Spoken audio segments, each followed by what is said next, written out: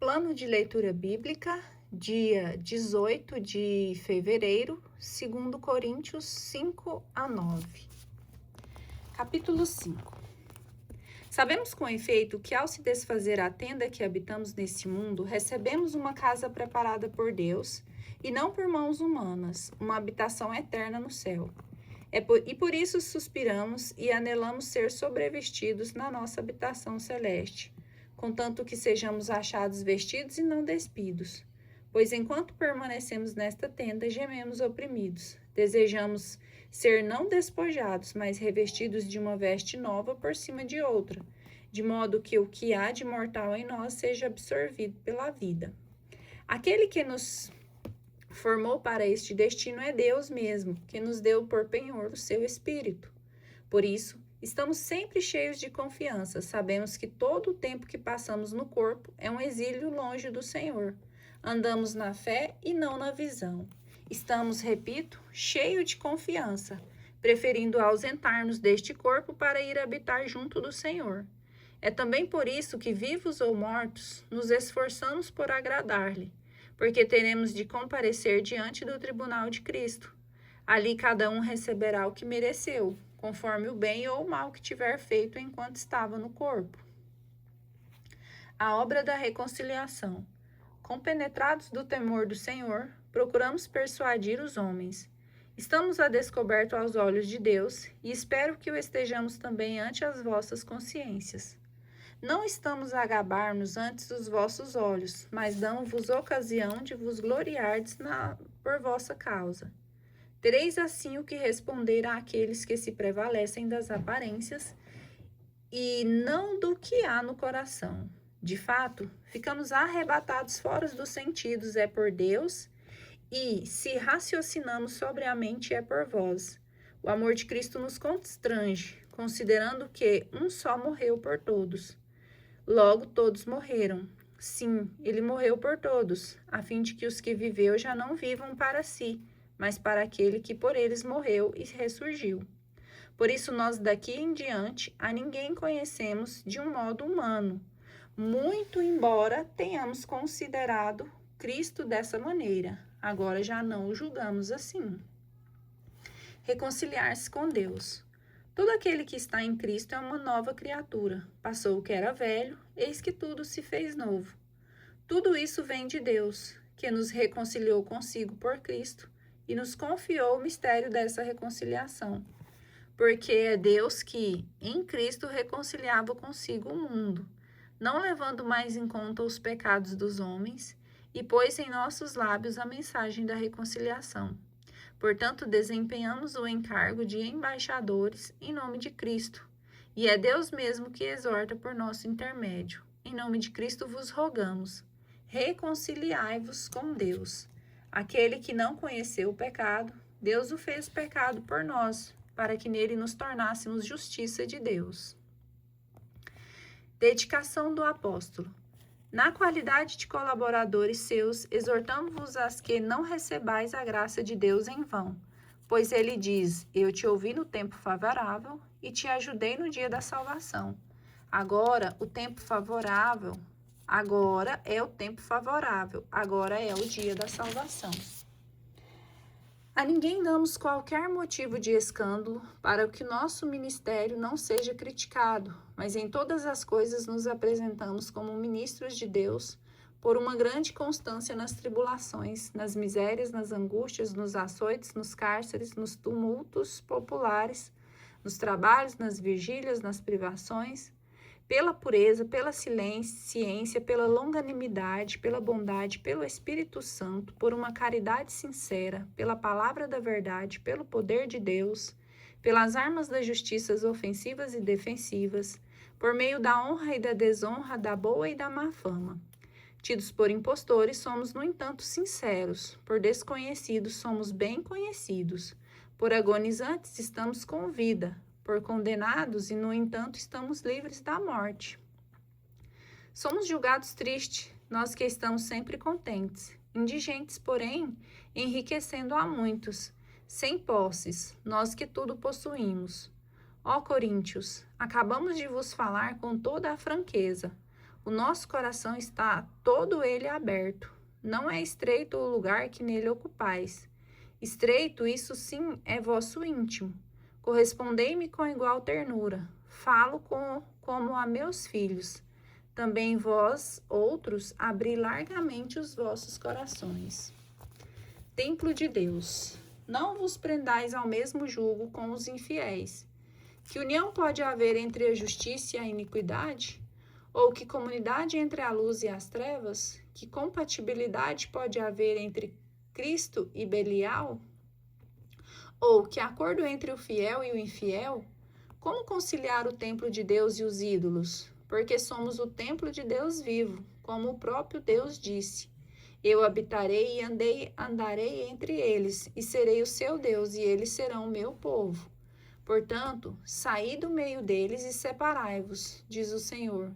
Não toqueis no que é impuro, e vos receberei. Serei para vós um pai, e vós sereis para mim filhos e filhas, diz o Senhor Todo-Poderoso. 2 Coríntios, capítulo 7. Depositários de tais promessas, caríssimos, purifiquemo-nos de toda a imundície da carne e do espírito, realizando plenamente nossa santificação no temor de Deus. Tristeza segundo Deus, acolhei-vos dentro do vosso coração. A ninguém temos ofendido, a ninguém temos arruinado, a ninguém temos enganado. Não vos digo isto por vos condenar, pois já vos declaramos que estáis em nosso coração, conosco, unidos na morte e unidos na vida. Tenho grande confiança em vós. Grande é o motivo de me gloriar de vós. Estou cheio de consolação, transbordo de gozo em todas as nossas tribulações. De fato, à nossa chegada em Macedônia, nenhum repouso teve o nosso corpo. Eram aflições de todos os lados, combates por fora, temores por dentro. Deus, porém, que consola os humildes, confortou-nos com a chegada de Tito. E não somente com a sua chegada, mas também com a consolação que ele recebeu de vós. Ele nos contou o vosso ardor e as vossas lágrimas, a vossa solicitude por mim. De modo que ainda mais me regozijei. Se minha carta vos penalizou, não me arrependo. Se a princípio o senti, porque vejo que, ao menos por um momento, esta carta vos penalizou. Agora me alegro, não porque fostes entristecidos, mas porque essa tristeza vos levou à penitência, pois fostes entristecidos segundo Deus, de modo que nenhum dano sofrestes na nossa parte. De fato, a tristeza segundo Deus produz um arrependimento salutar, de que ninguém se arrepende, enquanto a tristeza do mundo produz a morte. Vede, pois, que solicitude operou em vós a tristeza segundo Deus?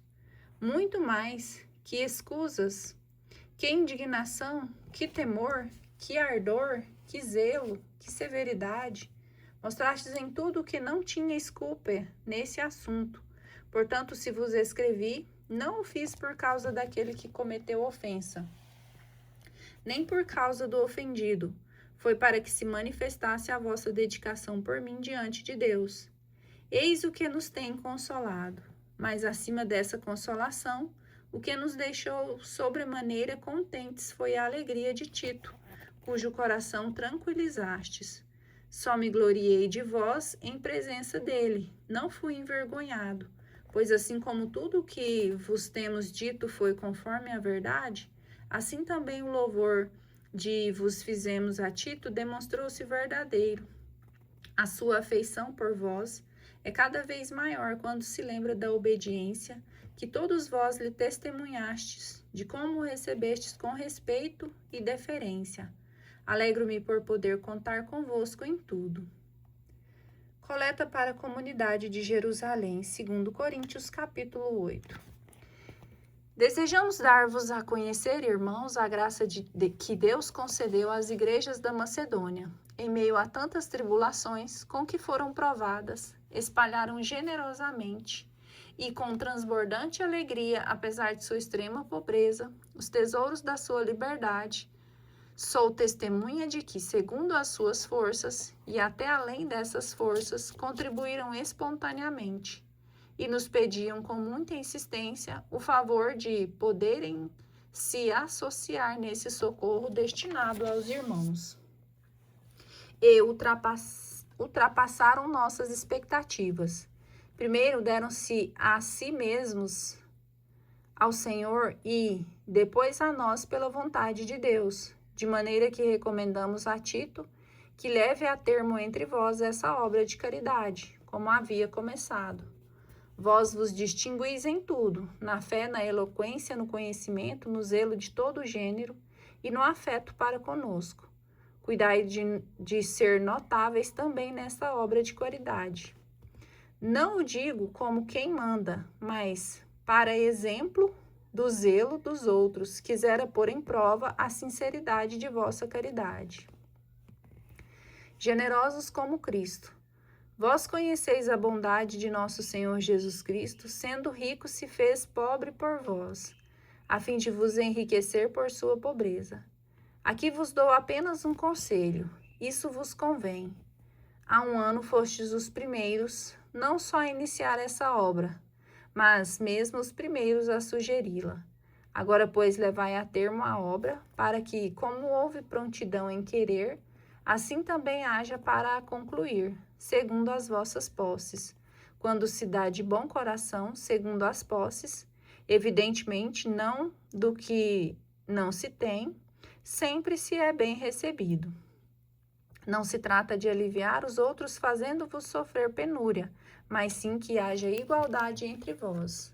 Nas atuais circunstâncias, vossa abundância supra a indigência daqueles para que, por seu turno, a abundância deles venha a suprir a vossa indigência. Assim reinará a igualdade. Como está escrito, o que colheu muito não teve sobra, e o que colheu pouco não teve falta. Bendito seja Deus por ter posto no coração de Tito a mesma solicitude por vós.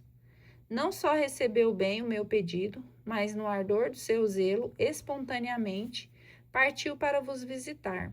Juntamente com ele, enviamos o irmão, cujo renome na pregação do Evangelho se espalha em todas as igrejas. Não só isso, mas foi destinado também pelos sufrágios das igrejas para o nosso companheiro de viagem, nessa obra de caridade, que por nós é administrada para a glória do Senhor, em testemunho da nossa boa vontade.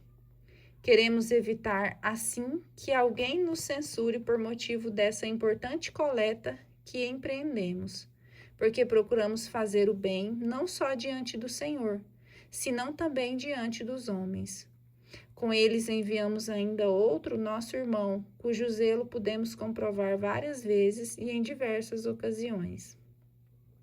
Dessa vez se mostrará ainda mais zeloso, em razão da grande confiança que tem em vós. Quanto a Tito, é o meu companheiro e o meu colaborador junto de vós. Quanto aos nossos irmãos, são legados da igreja, que são a glória de Cristo. Portanto, em presença das igrejas, demonstrai-lhes vossa caridade e o verdadeiro motivo da ufania que sentimos por vós. Sobre generosidade. Com respeito ao auxílio a prestar aos irmãos, acho quase supérfluo continuar a escrever-vos, porquanto estou ciente da vossa bondade, que enalteço para glória vossa, ante os macedônios, dizendo-lhes que a Acaia também está pronta desde o ano passado. O exemplo de vosso zelo tem estimulado a muitos. Eu, porém, vos enviei os nossos irmãos para que o louvor que dissemos a vosso respeito nesse particular não se tornasse vão, e para que, como tenho dito, estejais prevenidos. Eu temia que se os macedônios fossem comigo e vós não estivesseis preparados, essa certeza redundasse para a confusão nossa, para não dizer nossa, vossa. Por esse motivo, julguei necessário rogar aos irmãos que nos precedessem junto de vós e preparassem em tempo a generosidade prometida.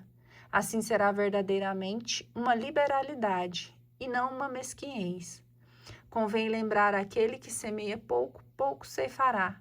Aquele que semeia em profusão ceifará. Cada um conforme o impulso do seu coração, sem tristeza nem constrangimento. Deus ama o que dá com alegria. Poderoso é Deus para acumular-vos com toda espécie de benefícios, para que, tendo sempre em todas as coisas o necessário, vos sobre ainda muito para toda espécie de boas obras. Como está escrito, espalhou, deu aos pobres a sua justiça, subsiste para sempre. Aquele que dá a semente ao semeador e o pão para comer, vos dará rica sementeira e aumentará os frutos da vossa justiça. Assim, enriquecidos em todas as coisas, podeis exercer toda espécie de generosidade, que por nosso intermédio será ocasião de agradecer a Deus. Realmente, o serviço dessa obra de caridade não só provê as necessidades dos irmãos, mas é também uma abundante fonte de ação de graças a Deus, pois ao reconhecer e experimentar a virtude que essa assistência revela da vossa parte, eles glorificam a Deus pela obediência que professais relativamente ao Evangelho de Cristo e pela generosidade de vossas esmolas em favor deles e em favor de todos. Além disso, eles oram por vós e vos dedicam a mais terna afeição em vista da iminente graça que Deus vos fez. Graças sejam dadas pelo seu dom inefável.